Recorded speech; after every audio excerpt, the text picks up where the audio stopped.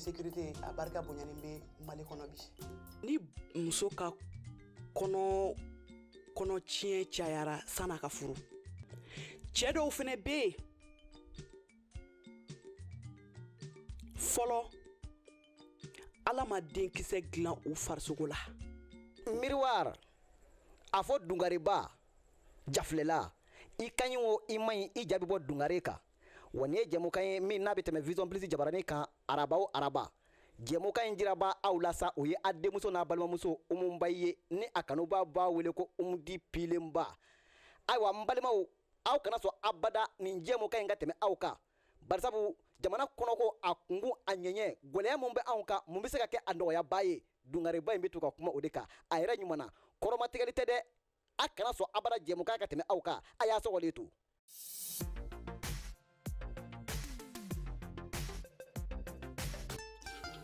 Vision Plus TV jabarani lajɛbagaw aw ni ɲankuma aw ka émission mandi kɛnɛ de don émission Miroir bamanankan na dungare.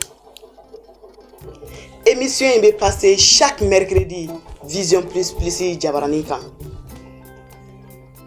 Émission in kɔnɔna la chaque émission an bɛ thème dɔ ta k'o développer. N'i y'a mɛn dungare ni bɛɛ lajɛlen kɔni b'a dɔn k'a fɔ n'i ye dungare jɔ I yɛrɛ la I b'i yɛrɛ de ye o I tɛ mɔgɔ wɛrɛ ye.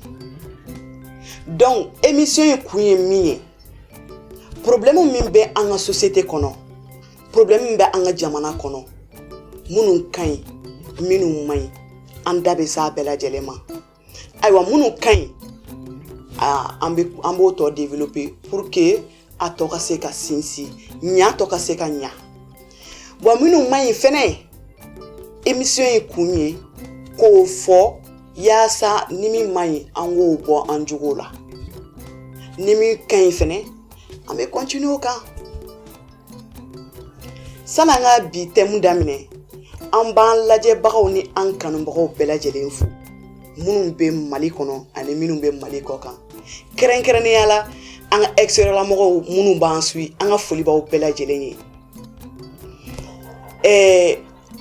Aw balimamusow n'o ye aw denmuso ye aw musow aw dɔgɔnin a bɛɛ lajɛlen ni dɔw k'a ma Umu Bayi dɔw ko Umudi Pilen dɔw yɛrɛ ko Umudi Farimanba. Ayiwa an ka bi thème bɛ an ka société kɔnɔ ko min bɛ ka passer an ka jamana in kɔnɔ bi. Barisa fo an maliyɛnw an ka ko dɔw de faamu fo bɛɛ lajɛlen k'i jɔyɔrɔ de dɔn jamana kɔnɔ ko la. Bɛɛ lajɛlen kan k'a dɔn k'a fɔ nin ye ne ka kɛta de ye jamana kɔnɔ jamana ɲa a n'a tiɲɛ bɛ bɔ jamana kɔnɔ den bɛɛ lajɛlen de la. Maliyɛnw f'an k'a dɔn k'a fɔ ko président dɔrɔn tɛ jamana dilanbaga ye président dɔrɔn tɛ jamana ɲabaga ye. Ni président bɛ yen nɔ ni jamana kɔnɔdenw tɛ yen fu don. Ni président bɛ yen ni jamana kɔnɔmɔgɔw tɛ yen k'a dɛmɛ ayiwa maliyɛnw ne bolo o ye fu ye dɛ. An ka bi thème bɛ minnu bɛ yen samiya kɔnɔna la n'u bɛ bɔ k'u ka ɲaman to fossé dingɛw kɔnɔna la. Nin ko in kɛlen ka ne dabali ban dɛ. Nin ko in kɛlen ka ne Umudi bɔ n dagolo bɛɛ de kan. Nin ko in kɛlen ka ne Umudi hakili kɛ susufagalan ye koyi. Munna? Barisa anw maliyɛnw kunkolo kɔnɔna la an bolo ko an bɛ ko bɛɛ dɔn k'a sɔrɔ an tɛ ko bɛɛ dɔn. Wa anw bolo ni problème nana poser président de kan ka wele. Alors que i bɛ taa sɔrɔ anw yɛrɛ de kɛlen k'o problème poser wa i bɛ taa sɔrɔ anw yɛrɛ bɛ se k'o problème ɲɛnabɔ k'a sɔrɔ ci ma se président ma. Jamana ka jɔ jamana ka jɔ a tɛ fɔ jamana kɔnɔdenw fɛnɛ kɔ dɛ. F'an k'an ka responsabilités ta en main de. N'a fɔra ko fossé ala ko tiɲɛ fossé ɲɛnama tɛ anw ka jamana in kɔnɔ yan. Awɔ o ka fɔ fossé ɲɛnama foyi de sennen tɛ anw ka jamana kɔnɔ. quartier be quartier la foncé dingete jite mesrate bon ala kan kisi samya fe ji mana nali damne bela jelen ba kalama ka fo ko jita bolisira bla jamais ni ji nana abe bolisira mi ka abo de suit fembe fente abo de suit na be se katani mi abe tani oyi na ma se katani mi salam lafia donc ni foncé dingo sena ya sani ji nana ji bi se ka teme foncé dingo nu fe ka soro ama kasara ke yoro be ala ko tien anga jamana in kono bi na fora ko nga quartier be quartier la foncé dingete ji tagasrate no donc o de kama ni samya sera a dega kacha a problème kacha mina do beta ala kan kisi ni un yere be bo o do yere kera kosani na ambela jele yayi na ne be fe ka min fo malien nye fene tien do foncé dingete yoro chama mais foncé dingete yoro kelengele ndo law awango tien fo émission miroir kene kan tien de be fo ya min be ye ambo de fo ante ta inventé kana amé mi parce que ambe de jamana kono moy benye be ko dola mbese ka fo de nteni kuma fo mais ka fo ka côté ça c'est pas vrai na foroko foncé dingue be jam et fait quartier mununa ni sanana au quartier kono mogo yere de bobo nu ka nyamae ka tu ka blaji tatola ni au boro na ko nyamaw ye kana to ji tatola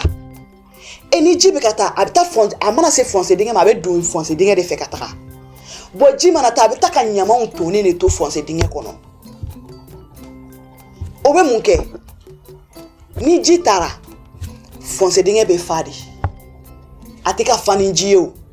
abeka fani on yere ka nyamam bolé ka tonji tatola fe eni o an yere ka nyamam bolé ko ton ka an yere ka foncé dingue fa ji manana ni ji takasra no falen do koni anata yoro min kada ya beto fe atatolo o de fe ça abi soro katana nga minonye ala kan kisi katana ndendo ye katana nanga musokoroba do ye walma nga chokoroba do munu fanga barete mununa alni jifle ne fanga mbe jila alni fanga bila ni jiko kabetani abetani on ne be ala mine kabona nga nyama onye ka nga foncé dingo fa am soro ka wulo la ka foko président ala malien mais ante réfléchi doni afo antan sigi anga nyere anga jate ubodoni na fora ko on yere ka baraket le an yere bora ka nyama on to anga foncé kono ko fa foncé mi bera yere senete fiteni mi seneno an bora na nyama on ko fa o jita to la fana nga mne ko président donc obega bono ko nyama ye wakati mna président na o de me ka labo obega ko nyama on bo labo wakati mna ka to député o de na o de malawa obega boka ko nyama to wakati mna o maire de boraku o de mo lawa c'est vrai ou ka responsabilité de doka dinga o sen ka fenke mais na frakate mini ba mboloke anga wado labani e na frako femberete ebolo ni femberete ibolo ne hakili nana de e kan wo feni fitini mbe ibolo ki wasado de la yasa ka ke fengene ma ibolo mais mimbe ambolo amboko to de la tien au koko président au koko député au koko maire donc au lieu de bek bokana au de meka nyamanto mali wanga tien fo nyoko yekwe tien kadi ni a wakati be wakati mina tien ka fa wakati la anga na nyoko musala galonka jamana te moko kelenta yekwe jamana e bela jelenta di n'a fɔra ko normalement anw yɛrɛ de kan ka an ka quartier lajɛya an t'an ka quartier lajɛya an t'an ka parce que n'i y'a mɛn jamana bɛ jɛya fɔlɔ a bɛ bɔ du kɔnɔ de voilà n'a an ka expliquer ɲɔgɔn ye ka ɲa jamana lajɛyali bɛ bɔ du kɔnɔ fɔlɔ de n'i y'i ka du kɔnɔna jɛya i b'i ka dalala kɛnɛmala jɛya n'i ka kɛnɛmaya la jɛya n'a fɔra ko bɛɛ kelen kelen na k'i ka dalala jɛya a fɔ quartier tɛ jɛya yɔrɔ quartier bɛ jɛ ni quartier jɛra sisan nɔ o tɛ jamana jɛlenya parce que quartier de don ni bɛɛ ka quartier jɛlen don yɔrɔ jumɛn de bɛ yen nɔ ko o tɛ jɛya yɔrɔ bɛɛ lajɛlen bɛ jɛya ɲaman an k'a dɔn k'a fɔ ko ɲaman tonyɔrɔ ye nin ye tiɲɛ don ɲaman tonyɔrɔba t'an bolo mais ni yɔrɔnin min b'an bolo an k'an wa don an ka ko ni fitininw na sa an kana fɔ k'a tɛ a tɛ walima ko nin ne kan ka nin kɛ nin ne kan ka nin kɛ mɔgɔ mɔgɔ i bɛ se ka min kɛ jamana sigi kɔnɔna la ne hakilina la i kan k'o kɛ o y'i ka responsabilité de ye o y'i ka droit de ye o y'i ka baarakɛta de ye n'a fɔra bɛɛ bolo de b'i sen ka Mali kɔnɔ yan nɔ an bɛɛ bɛ se kuma de la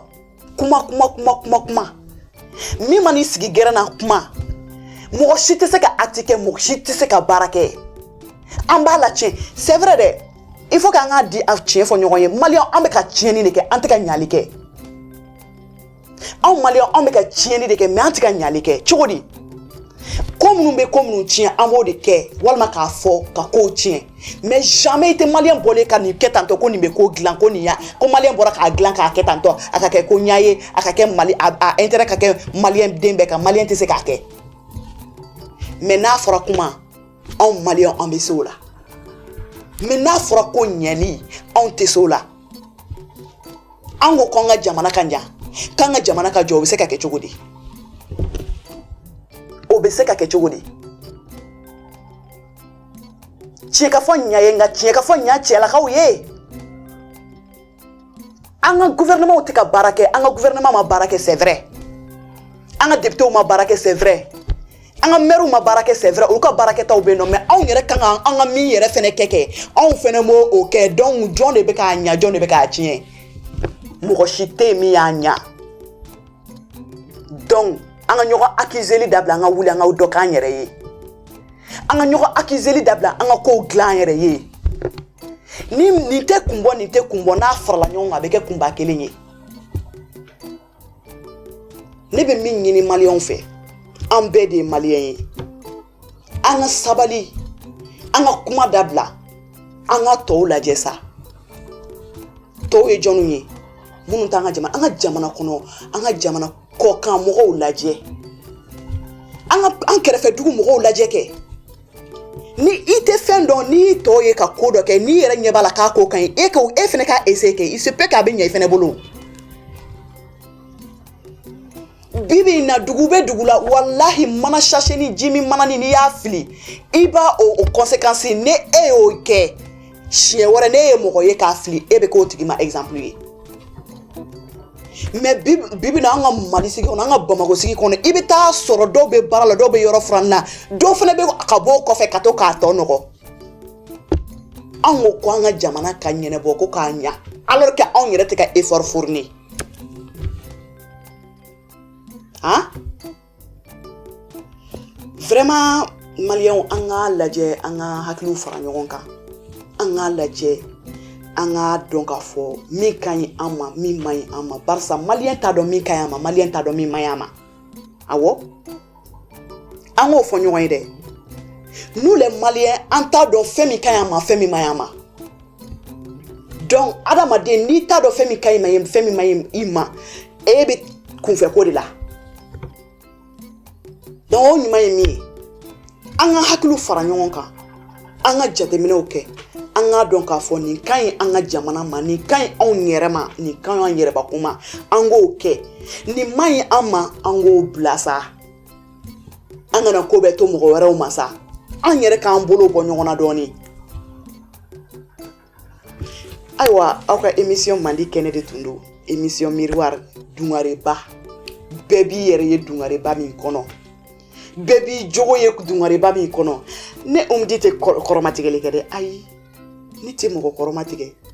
ne be min ye ne b'o de fɔ ne be n ka dungareba in de kɔnɔna lajɛ ni ye min ye dɔrɔn n b'o fɔ ayiwa ni donna min gasi la o fɛnɛ ka yafa n ma n bolo fila bɛ n k'o tigi ye ayiwa an b'an kanubagaw na an lajɛbagaw bɛɛ lajɛlen fo halisa émission miroir kɛnɛ kan aw balimamuso n'aw denw ni aw mɔden a n'aw jɛɲɔgɔnw na aw balimamuso n'o de Umba ye ni dɔ ko Umdi Pilen Denba halisa émission miroir de tun don Vision Plus Plus jabaranin kan an bɛ ɲɔgɔn bolo chaque mercredi.